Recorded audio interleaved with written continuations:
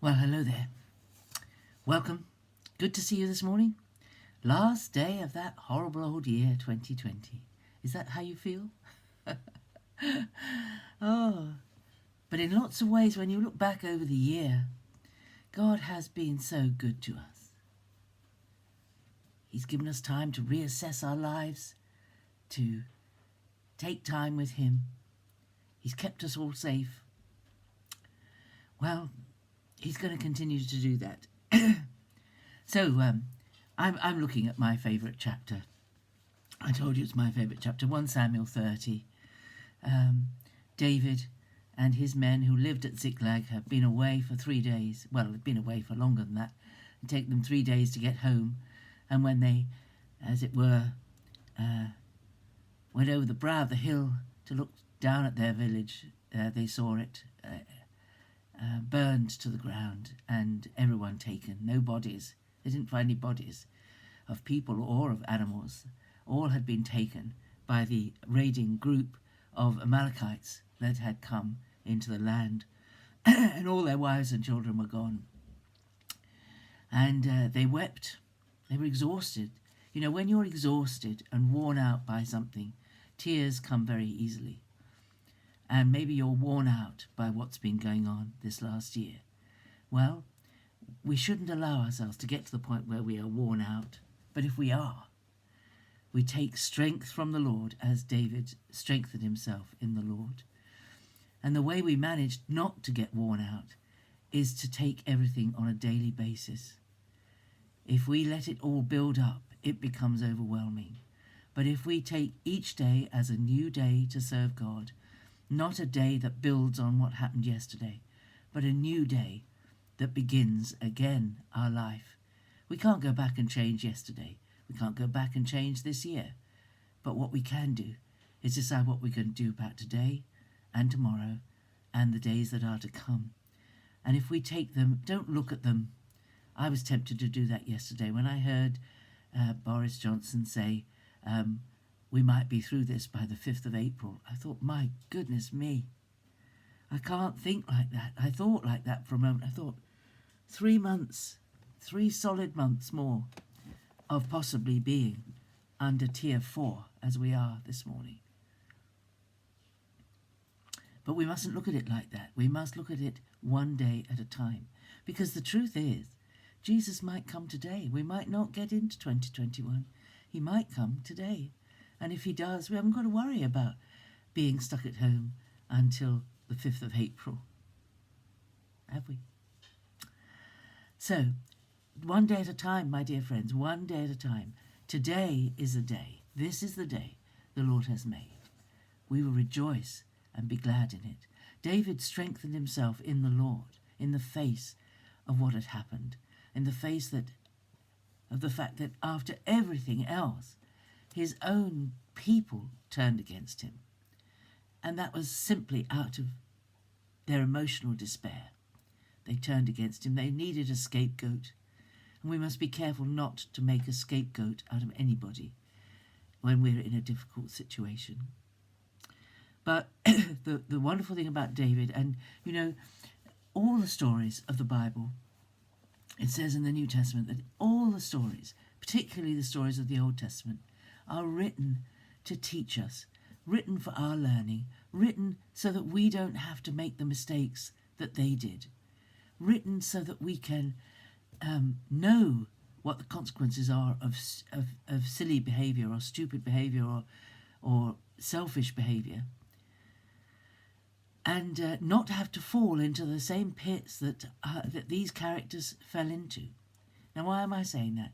Because David, faced with the loss of everything and with his men turning against him, strengthened himself in the Lord and immediately asked the Lord what he should do. He didn't immediately say, let's pursue the Amalekites. Let's chase them. Let's get back what's ours. He called the priest Abiathar and he asked him, through him, he asked the Lord. He asked the Lord. They used the ephod. This is I'm not sure quite how they used it. It may have been that they cast lots to decide. I don't know. But anyway, it says, David called the priest and said, "Bring me the ephod." And Abiathar brought the ephod to David, and David inquired of the Lord, "Shall I pursue after this band? Shall I overtake them?"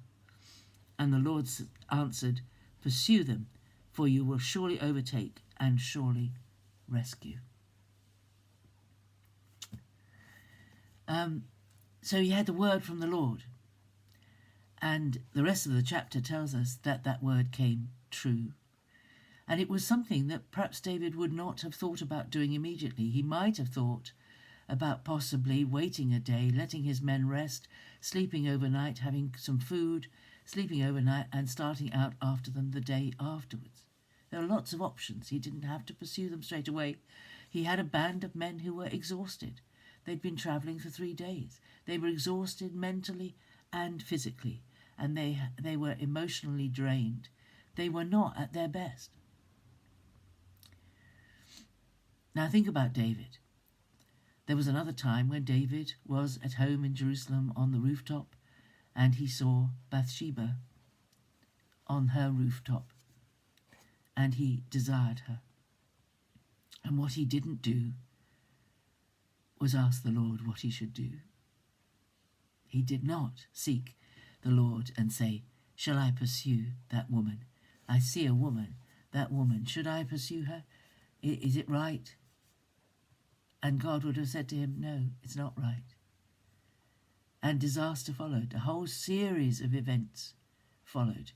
And there's no point in the story of David and Bathsheba until the child is born that David sought the Lord. He did not ask the Lord what to do about the woman that was pregnant by his own act. He did not ask the Lord what to do about the husband that was in the way. He didn't ask the Lord. He didn't seek the Lord. He did it all from his own thinking, and it was disastrous. It was terrible. And so the warning is there that if we live our lives, we need to live our lives at every moment with God in mind, with God at the centre, with Jesus at the centre. And that will keep us from serious error and from disaster and heartache and pain. Whenever we have a decision to make, whether it's big or small, we should ask the Lord. It shouldn't be our choice. It should be we are committed. We have asked Jesus into our lives. We've made Jesus Lord of our lives. And the Lord is the one whose will we obey. He's not Lord in name only. He needs to be Lord in actual fact. So that today, this is the day the Lord has made. So Lord, today, what do you want me to do with today? What do you want me to do today?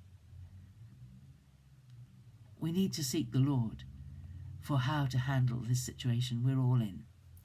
Turn to him, not away from him.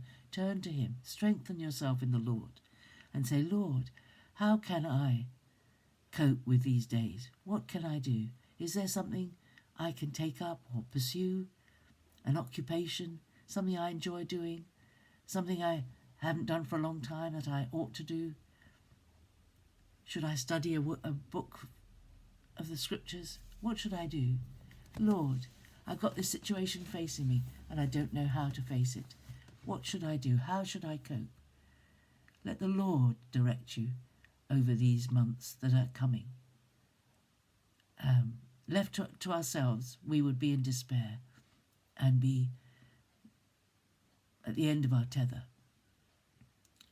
But following the Lord, we know that he will care for us, that he will look after us, he will direct us. He will lift us up. He will encourage us. He will give us hope. He is, as somebody has once said, to every question, Jesus is the answer. Have a great day. I'll see you tomorrow. Bye.